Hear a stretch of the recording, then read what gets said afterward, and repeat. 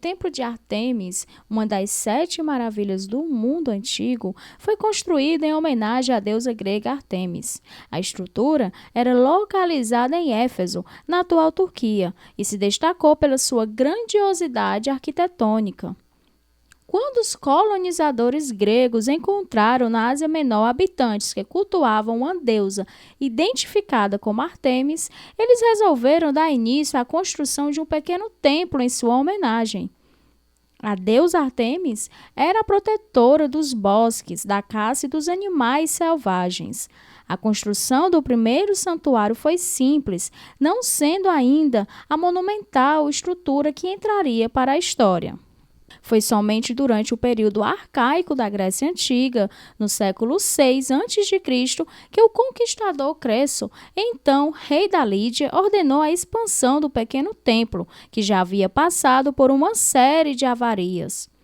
Para a construção da estrutura, foram contratados os arquitetos Quercifrão e seu filho Metagênes.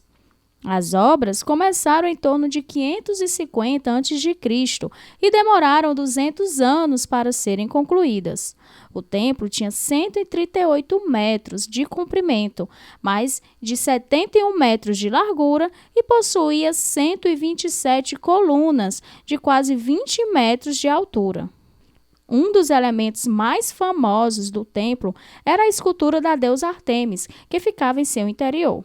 A obra de arte era produzida em ébano, ouro, prata e pedra preta, cercada por esculturas em bronze de Praxiteles. O Templo de Ártemis foi considerado o maior templo do mundo antigo e, durante muitos anos, o mais significativo feito da civilização grega e do helenismo.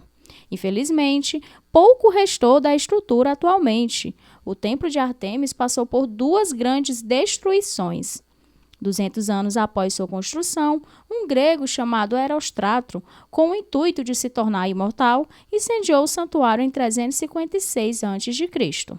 O estrago causado por Eróstrato levou 20 anos para ser reparado, ação promovida por Alexandre III da Macedônia.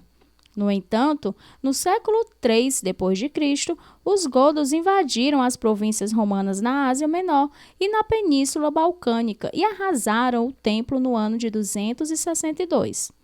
Atualmente, o que resta da maravilha são algumas esculturas e objetos que estão expostos no Museu Britânico, em Londres, em uma única coluna do templo, que se manteve firme após tantos terremotos e saques no local.